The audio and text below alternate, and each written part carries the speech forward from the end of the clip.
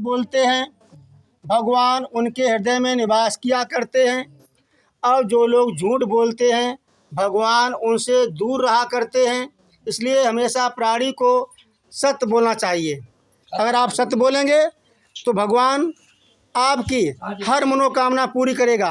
अगर आप झूठ बोलेंगे तो आपका कोई भी काम नहीं बनेगा, हर काम में बाधा आएगी। इसलिए हमेशा सत्य बोलना चाहिए, कभी झूठ नहीं बोलना चाहिए। और केवल 5 ऐसे स्थान हैं जहाँ पर झूठ बोलना उचित बताया गया है। वे कौन से 5 स्थान हैं जहाँ पर आप झूठ बोल सकते हैं? शास्त्र में कहा गया है कि नारहास पुण्य ब्याह में धन हित संकट प्राण, गो दुज हिंसा में कही झूठ न सत्य प्रमाण। नारहास, अगर आप अपनी पत्नी से हंसी मस्करी कर रहे हैं तो आप झूठ बोल सकते हैं।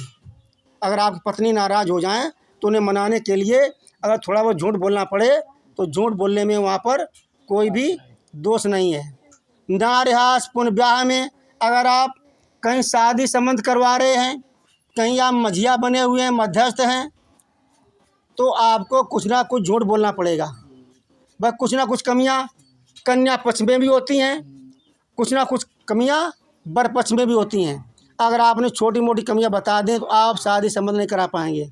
इसलिए अगर आप मझिया बने हुए हैं तो आपको थोड़ा बहुत झूठ बोलना पड़ेगा।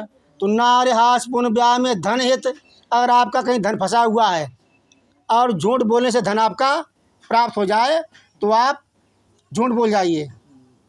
संकट प्राण, अगर प्राणों पर संकट आ जाए तो वहाँ झूठ बोल जाइए, कोई भी वहाँ अनुचित नहीं है, दोष नहीं है। गोदुज हिंसा में कहीं, और कहीं गाय की हिंसा हो रही हो, किसी संत महात्मा की हिंसा हो रही हो तो वहाँ पर आप झूठ बोल जाइए। तो ऐसे स्थानों पर झूठ बोलना उचित बताया गया है।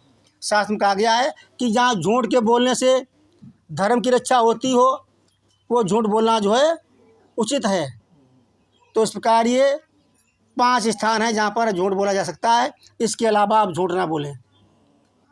तो आज भगवान ने ज्ञान का संदेश दिया, ऐ साधु वैश्य, तुम्हें झूठ नहीं बोलना चाहिए। अगर कोई मांगने वाला आ जाए, घर में कोई भाट भिखारी आ जाए मांगने वाला, संत महात्मा कोई आ जाए मांगने वाला दरवाजे पर, तो आप बिल्कुल ही झूठ ना बोलें, उसे दुत्कारिए मत। अगर बन सके 2 रोटियां खिला दो, ठंडा पानी पिला दो, ना बन सके तो हाथ जोड़कर कह दो कि महाराज आप दूसरा दरवाजा देख लो, हम आपको देने में असमर्थ हैं। दुत्कारिए मत किसी को, क्योंकि बड़े प्रेम से मिलना सीखो, दुनिया में इंसान रे, ना जाने किस भेष में बाबा मिल जाए भगवान रे। पता नहीं भगवान किस भेष में मिल जाएं। इसलिए हमें किसी भी संत महात्मा भिखारी को जो है अपने दरवाजे से निराश नहीं लौटाना है। निराश मत लौटाइए, 2 रोटियां खिला दो, ठंडा पानी पिला दो, उसकी आत्मा को शांति मिल जाएगी, आपको दुआ देगा, आपको आशीर्वाद देगा। इस प्रकार जो है आज भगवान ने ज्ञान का संदेश दिया। का साधु वैश्य, आप कभी झूठ मत बोलना चाहिए, तुम्हारी नाव धन से भरपूर हो जाएगी। इस प्रकार आज भगवान को प्रणाम किया साधु वैश्य ने, और जैसे मुड़ा भगवान अंतर्धान हो गए। साधु वैश्य अपने नाव के पास पहुंचा, देखा नाव धन से भरपूर हो गई, नाव में धन भरा हुआ है। बड़ा प्रसन्न हुआ साधु वैश्य। इस प्रकार भगवान को धन्यवाद करते हुए ससुर दामाद दोनों ही अपने नगर की ओर आगे बढ़ते हैं और भगवान शुद्धि करने लगे। कुछ समय के बाद में ये साधु वैश्य अपने नगर के सामने पहुंच जाता है और अपनी नाव को वहाँ पर किनारे लगा दिया।